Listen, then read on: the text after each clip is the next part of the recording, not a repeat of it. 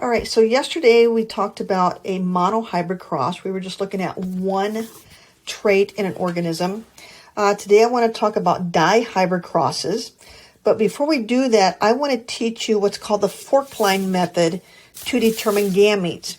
When we are dealing with two or more traits, now we have to figure out possible gametes that each parent can contribute. So it's a little bit more complex than just the monohybrid cross.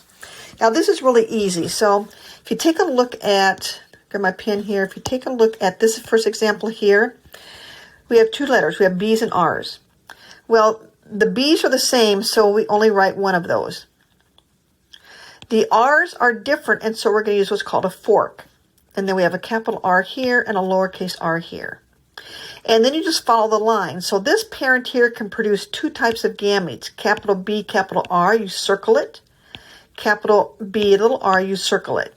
We circle it to represent a gamete. In this example, the B's are the same, so we only have to write one of them. The R's are the same, so we don't use a fork this time. Instead, we use a line. And then there's only one gamete that's possible here. Little b, capital R, and you circle it. In this one here, the B's are different. And so we have to separate them out vertically. And then the R's are the same, so we use a line and lowercase r, lowercase r. And then this parent can produce two types of gametes, capital B, little r, and little b, little r. And again, you circle them to represent gametes. Letter D, the B's are different, so we have to separate them out. The R's are different, so we use a fork on each of the B's. And then capital R, little r, capital R, little r. And then we just follow the line. So my first gamete is big B, big R, circle it. Big B, little r, circle it. Little b, big R, circle it. Little b, little r, circle it. So this parent can produce four types of gametes. This parent here, we're talking about three different genes now. So the A's are different, so we have to separate them out vertically. The B's are the same, so we use a line, and then we put a capital B, capital B. And then the E's are the same, so we need a line after each B, and then little e, little e. And so this parent can produce two types of gametes, A, B, E, and A, B, E. Two more little complex ones. This one is dealing with four genes. But again, the A's are the same, so we have to write one of them.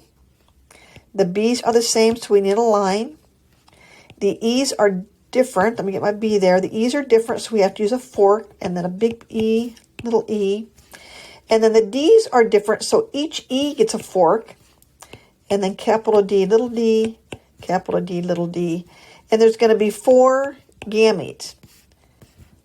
Little a, little b, capital E, capital D. So I'm just following this direction here. Next I go this direction. So I have little a, little b, capital E, little d. So I've taken care of these two. And now I go in this direction. Little a, little b, little e, capital D.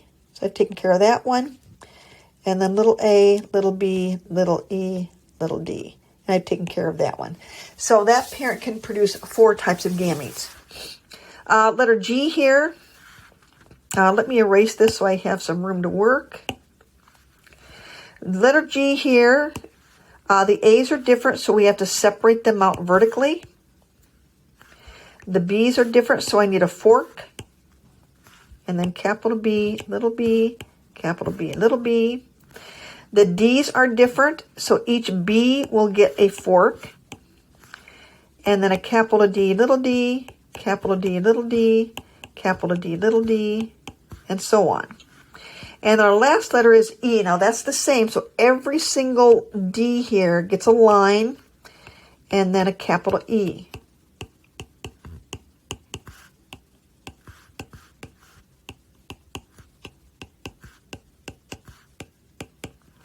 So we're going to end up with 1, 2, 3, 4, 5, 6, 7, 8 different gametes. So we're going to start here. Capital A, capital B, capital D, capital E, circle it for gamete. Capital A, capital B, lowercase d, capital E, circle it for gamete. Now we're going this direction. Capital A, little b, capital D, capital E. And then capital A, little b, little d, capital E. So I've taken care of these first four. Then I have little a, capital B, capital D, capital E, and so on.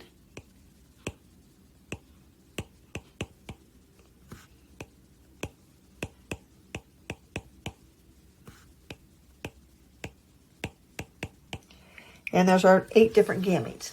So now what I want you to do, I want you to go to the sub, and here she's going to have a worksheet called Getting, using the fork line method to determine gametes.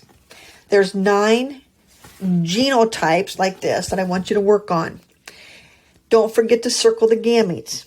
When you are done with that worksheet, you're going to turn it in and then continue this video. Now, let me give you a hint here on that worksheet. Let me erase this real quick here. Every year, I get students that get confused with the first 3 examples. Number 1 on your worksheet, I believe I have 2 capital T's. Well, since they're the same, we only have to write one of them, and then you circle it. That's it. I believe number 2, I made heterozygous. They're different, so we just separate them out separately. So there's the 2 gametes for that one.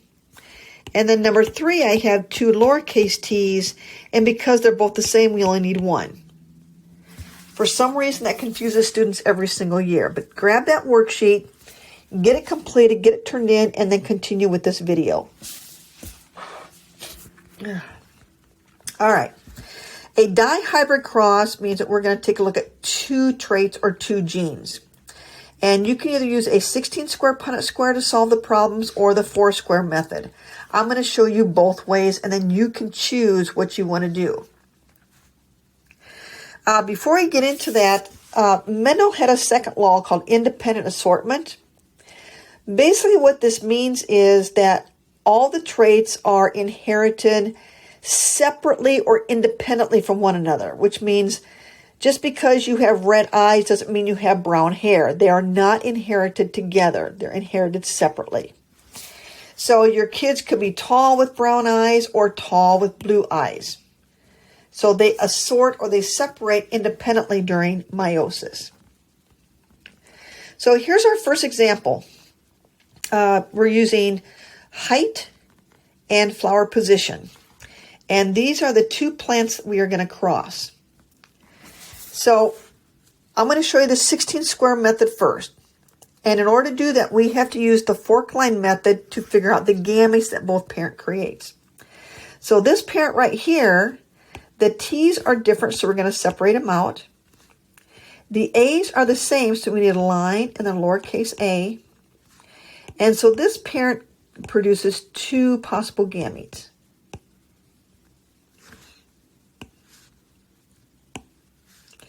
This parent here, the T's are the same, so we need a 1. The A's are the same, so we need a line and then a capital A. And so this pea plant can only produce 1 type of gamete. So let's draw a 16 square Punnett square.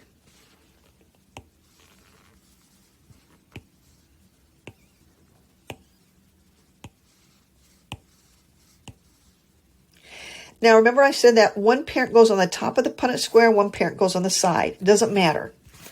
I'm going to go ahead and put this parent here on the top. Now, they only produce 1 type of gamete, but there's 4 spots here. So I have to write that 4 times.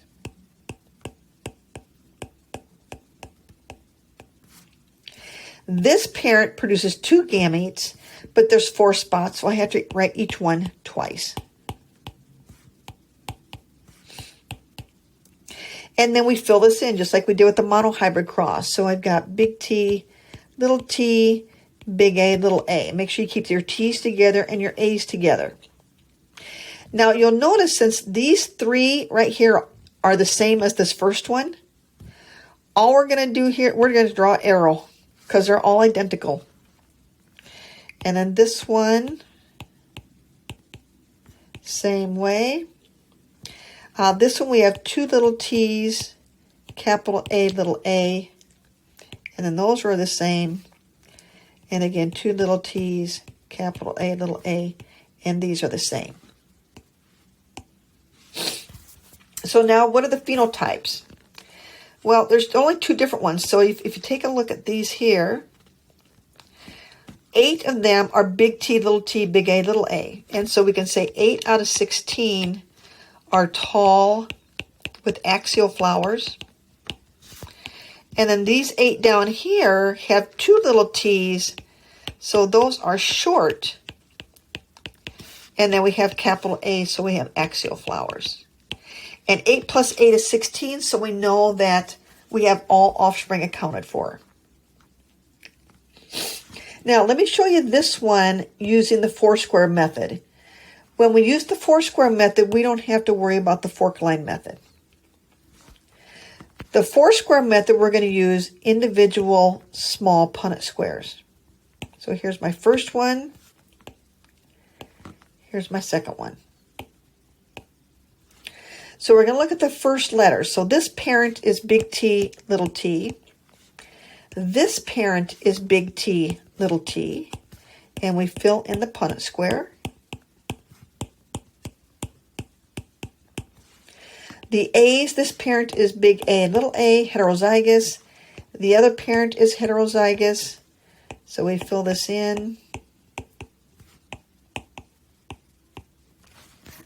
Now with the four-square method, you have to use math. You have to show your work. So the phenotypes, we take a look, and one possibility is we have some plants that have a capital T. So we know that some of them are going to be tall. And if we go over here to this Punnett square, we know that some of them are going to have axial flowers. Now here's where the math comes in. In this Punnett square over here, 3 out of 4 are tall, times 3 out of 4 will have axial flowers. And so we have 9 out of 16. Another possibility is we still have these 3 tall here, but over here we have terminal flowers. And so 3 out of 4 are tall, times 1 out of 4 is terminal, so we have 3 out of 16. The next one then, one possibility, we have short and axial flowers. And so the math there, now this time there's only 1 out of 4 short times 3 out of 4 axial, and you get 3 out of 16. And then the last one, I kind of ran out of room here. I'm going to write it down here. The next one we have short. No, it's not going to let me do that. I'm going to write it up here. Short and terminal. And we have 1 out of 4 is short times 1 out of 4 is terminal. We get 1 out of 16. So we have a 9 to 3 to 3 to 1 ratio. And so in a dihybrid cross, what Mendel found out was that if both parents are heterozygous, just like we saw above, they always get a 9 to 3 to 3 to 1 ratio. All right. Excuse me. Next example, we're using horses. It says chestnut is recessive. So let's assign some letters here. Chestnut is recessive. Black coat is dominant. So I'm going to use a capital B for black and a lowercase b for chestnut. The genotypes of the parents. Let's see what we're crossing here. I'm sorry, I got a second set of letters here. So then I had the pacing gait is recessive, while the dominant results in trotting. So I'm going to have a capital T here for trotting, and a lowercase t for a pacer or pacing. So it says what are the results if we cross a black trotter heterozygous for both genes. So heterozygous means big B, big T, little t. There's my first parent with a chestnut pacer. So there's the genotype for my second horse.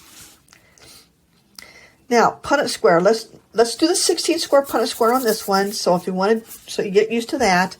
But if I use the 16 square Punnett square, I have to find the gametes for these two using the fork line method. So my first parent here, the B's are different, so I have to separate them. The T's are different, so I use a fork. So this parent produces 4 types of gametes. 1, 2, 3, 4. And then this parent over here only produces 1. We have the B and the T are the same. So let's draw a 16 square Punnett square here.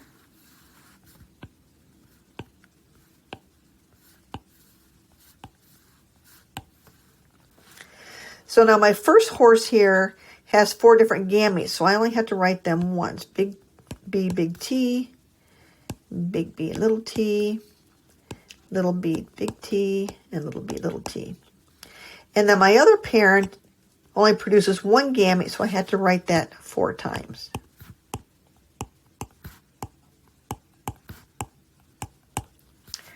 And then we fill these in, keeping the B's together and the T's together. Now again, all of these are the same, so I'm just going to draw an arrow. Arrow. Arrow. Arrow. All right. So the question is, show the offspring types. Let's see what we got here. Let's see, this one has a capital B and a capital T, and there's 4 of them. So we have black, trotter, and here's the 4 right here. So we have 4 out of 16. My next one is black, pacer, and there's 4. That's these 4 right here. My next one is chestnut, trotter. There's these 4 right here. And then my last one is chestnut, pacer. And there's those 4. And this equals up to 16, so we know that we have all of them accounted for. Now in this one, we're going to use the 4 square method. In Praft's, yellow eyes is dominant over pink eyes. So I'm going to use a capital Y for yellow eyes and a lowercase y for pink eyes. Okay, there's our eyes. Webbed feet are dominant over hoofed feet. So I'm going to use a capital W for webbed feet and a little w for hoofed feet. The genotypes of the parents, it says, suppose a homozygous, yellow-eyed, heterozygous, webbed-footed Praft mate. So we have a homozygous yellow eye. So that's capital Y, capital Y. Heterozygous web would be capital W, little w. There's my first parent. Mates with a pink-eyed, which is little y, hoof-footed Praft. So we have little w, little w. So there's the genotypes of my parents. Now, since we're using the 4 square method, I'm not going to use the fork line method. So let me draw my 2 Punnett squares here.